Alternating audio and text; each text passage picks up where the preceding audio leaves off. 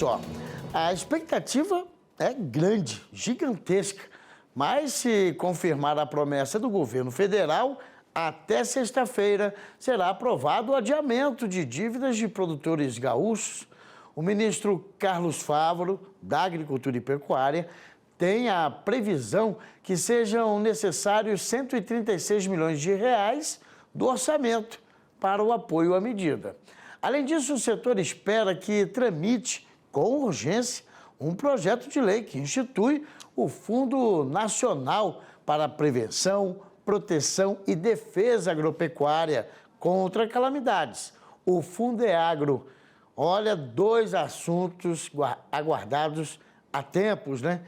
E quem vem comentar sobre eles é Antônio da Luz, economista-chefe da Farsul. Seja muito bem-vindo, uma boa noite. Boa noite, Fábio. Um prazer estar contigo, todos os ouvintes do AgroMais. Satisfação. Vamos dividir os assuntos, primeiramente falando dessa expectativa. Realmente a gente está acompanhando já há algum tempo. Os produtores gaúchos precisam de ter acesso a crédito, ter pelo menos esse alívio de que vão conseguir pagar com umas parcelas mais alongadas, mas parece que ainda não saiu para valer, né? Fábio, o problema no Rio Grande do Sul é um problema muito complexo e um problema bem diferente do que se observa em outros estados brasileiros, tá? Isso é uma coisa que é importante deixar clara, porque os produtores gaúchos, eles tiveram perdas em 2020, em 2022, 23, 24 e 25. Isto nunca tinha acontecido na nossa história. Num ciclo de 6 safras, ter perdas em 5, sendo 4 delas consecutivas. Então, é uma situação inimaginável e impensável.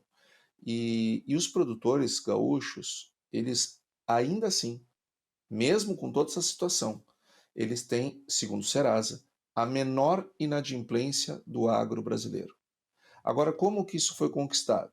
Com prorrogações e com substituições de dívidas. Muitas vezes o produtor, não restando outra alternativa que não seja sair de um recurso controlado de plano safra para um recurso livre a 2, 3% ao mês, na expectativa que não, agora nesse próximo ano vai dar, e não deu, como foi o caso de 2025.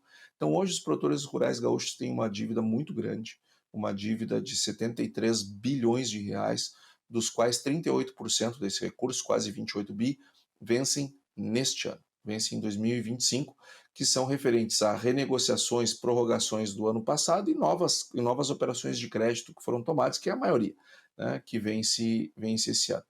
Então, um problema dessa magnitude, dessa complexidade, ele não se resolve com um único tiro. Então, são múltiplas ações que precisam ter.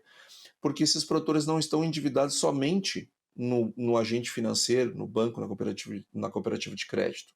Esse produtor também está endividado na cooperativa de grãos, na revenda de insumos, na cerealista. Então, é algo complexo. As prorrogações que nós estamos esperando já há bastante tempo estamos esperando. É bom que se diga, desde abril, estamos esperando a prorrogação. Aí era para sair na quinta-feira passada, aí não saiu, porque o governo foi no mesmo dia que ele apresentou o relatório bimestral de receitas e despesas, mostrando um déficit monumental. O governo fez um monte de contingenciamentos e bloqueios no orçamento, dentre eles do Plano Safra, aí não botaram a voto do Conselho Monetário na reunião ordinária de quinta-feira, aí não tinha data, não tinha nada, não, a princípio não vai sair mais nada nas prorrogações, aí então fomos ao governo do estado, conseguimos construir uma proposta em que o governo do estado, então, pagaria essa prorrogação, levamos ao governo federal, o governo federal disse que não é nada disso, nós vamos fazer, vai ser amanhã, o amanhã no caso é hoje, nós estamos aguardando com ansiedade, já são passado das 6h30, não saiu nada, até agora já se está dizendo que não, mas não é até sexta, então já é até amanhã, e a cada dia que passa, mais produtores ficam inadimplentes e menos potência vai tendo a política. Esses produtores que têm créditos controlados, ou seja, Pronaf, Pronamp, uma partezinha dos demais produtores que tem a parte dos recursos controlados, a juros de plano safra, essas prorrogações, sem dúvida, elas ajudam, elas dão um fôlego importante. Agora, para aquele produtor que tem uma dívida que 2, 3% ao mês com CPR, com isso, com aquilo, ou fora do sistema bancário, as prorrogações elas não resolvem. Para isso, foi apresentado ao governo no início do ano, mas ontem nós tivemos uma sinalização importante por parte do Ministério da Agricultura, ele se abriu para ter uma proposta conjunta, uma proposta de governo, o que nós saudamos, excelente, mas para algo mais estruturado, algo que tenha 20 anos de prazo, que seja um juro pagável, porque o problema do Rio Grande do Sul não é somente o tamanho da dívida, é o perfil dela, vencendo tudo em um ano por conta desses manejamentos que os produtores vêm fazendo nesses últimos anos. Então, a prorrogação ela é uma parte da solução, não tenha dúvida, agora ela é uma parte, ela precisa sair e depois que ela sair, nós precisamos construir uma solução estruturada para aqueles produtores que estão pagando 2, 3% ao mês de juros e para aqueles produtores que têm dívidas fora do sistema bancário, que devem para a cooperativa, revenda, cerealista. Pois é, Antônio, eu fico imaginando, né, porque realmente você ainda não tem a noção do montante que será liberado, né, de fato. Aí depois vai ter que elaborar um cronograma, né, um planejamento para distribuir esse dinheiro. Há uma série de fases ainda, não é somente o anúncio da resolução, né, de quanto será realmente liberado, mas todo um processo a seguir. Por isso que cada vez que é prorrogado esse anúncio, mais ainda o produtor fica temeroso. Sim, o grau de ansiedade aumenta, o estresse aumenta, tudo aumenta. Então, é importante fazer logo. Ou se não vai fazer, diz com clareza, não vou fazer. Se virem, vai ter então 150 mil produtores indo para a SPC e Serasa? Bom, vai ter 150 mil produtores indo para a SPC e Serasa, paciência. Mas fala, diz o que vai fazer. Agora, este vai, não vai, vou, não vou, isso gera muito mais estresse. Então, é importante que seja feito isso. No momento que for feita a prorrogação, como eu disse, resolve de todo mundo? Não resolve de todo mundo. Mas ajuda uma parte importante de produtores a não entrarem em inadimplência. Porque depois que fica inadimplente, depois que vai parar no SPC, no Serasa, tudo fica mais difícil de resolver pelo conjunto de leis que tem o Brasil, pelo conjunto de regras que tem o Brasil. Aliás, não só o Brasil, o mundo inteiro. Então, fica difícil. As coisas ficam mais difíceis de resolver. Então, antes de melhorar, eu tenho que impedir que piore. Por isso que sair essa resolução é para ontem. Só que era para abril, ficou para maio, ficou para a reunião ordinária do Conselho Monetário, não foi, aí não vai fazer, aí teve o movimento do governo do Estado do Rio Grande do Sul, aí vai fazer, é hoje, não, não é mais hoje, é até sexta. E assim vai indo e vai gerando uma ansiedade enorme. Olha, cada dia que passa a gente envelhece um mês aqui no Estado do Rio Grande do Sul. Eu faço ideia, realmente. Agora, vamos falar desse outro assunto que eu acho que é interessante. Que bom que isso realmente saia do papel o quanto antes também, porque essa questão do projeto de lei que deve garantir um fundo para financiar as ações de prevenção, proteção e defesa agropecuárias em todo o país, vai ser não um alívio, eu acho que uma segurança para todo produtor no país, né? No texto, a União deverá destinar ao Fundeagro um montante aí de 1% do total de receitas arrecadadas com tributos federais, além de outras medidas. Como é que a Farsur enxerga essa proposta? E parece que já está tramitando em caráter de urgência e a gente acompanha. Fábio, a gente não escolhe entrar numa crise, mas a gente escolhe como sair dela. Que aprendizados vamos ter com ela? Nós estamos vendo o que está acontecendo no Rio Grande do Sul. O que está acontecendo no Rio Grande do Sul, ele aconteceu algo parecido na década de 40, e nós estamos vivendo isso de novo. Nós temos uma agricultura no Brasil recente. Nós não sabemos se períodos como esse que nós estamos enfrentando pela segunda vez que tem registro, não aconteceu no Mato Grosso do Sul, no Goiás, na Bahia ou algum outro estado do Nordeste ou do Norte. Nós não sabemos, porque a nossa agricultura é recente. Então, a questão que nós levantamos é a seguinte: vamos passar por tudo isso de novo em outros lugares no futuro? ou vamos aprender o que aconteceu neste canto do Brasil e vamos ter um mecanismo de salvaguarda para ser utilizado em outros lugares quando assim for necessário.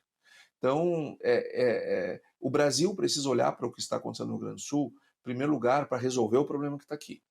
E, em segundo lugar, para aprender com tudo que se passou aqui no Estado e entender como é que a gente pode evitar que novas catástrofes climáticas como essa que nós estamos enfrentando, elas causem um dano econômico e social como está causando. Eu não posso evitar o problema ambiental, mas eu posso evitar o dano, o tamanho do dano no setor e na economia.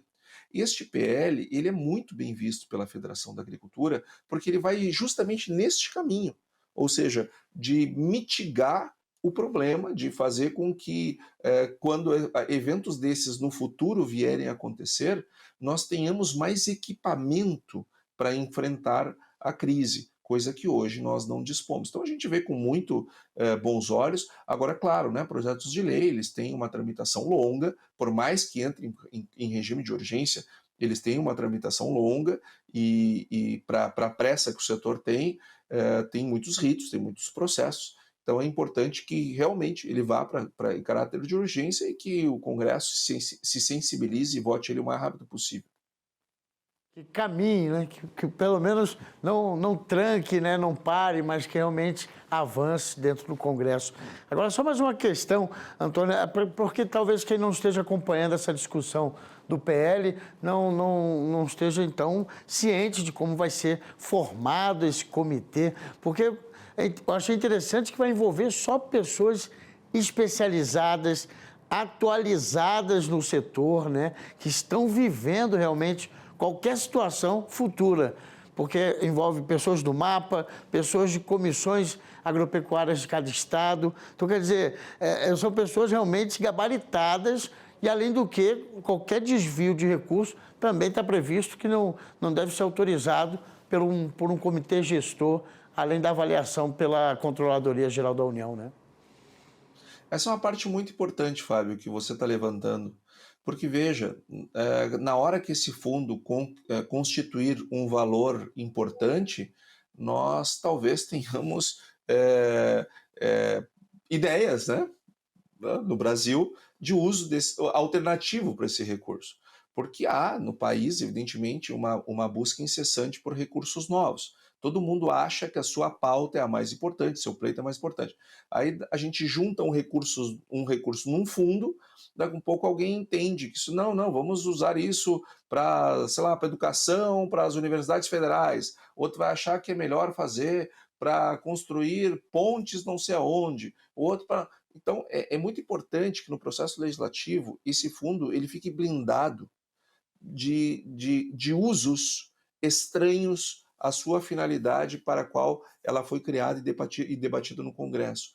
Isso é muito importante, porque nós vemos a deturpação do uso de vários fundos no Brasil, que começam muito bem intencionados para atingir um determinado objetivo e para fazer uma determinada coisa, e no meio do caminho, quando junta um determinado volume de recursos lá, ele começa a ser cobiçado para outras utilizações, via de regra, com intenções eleitorais, enfim, e outras menos republicanas. Por isso que o esforço do Congresso, na nossa opinião, deve ser não só a constituição do fundo, levar à frente, mas blindá-lo de desvios, desvirtuamentos de finalidades no futuro. Antônio da Luz, economista-chefe da Farsul, muito agradecido pela participação, por justamente, acho que trazer informações, ponto de vista, para que a gente possa refletir nas questões do agro como um todo e especificamente desse drama vivido pelos produtores gaúchos endividados. Muito obrigado, uma boa noite. Boa noite.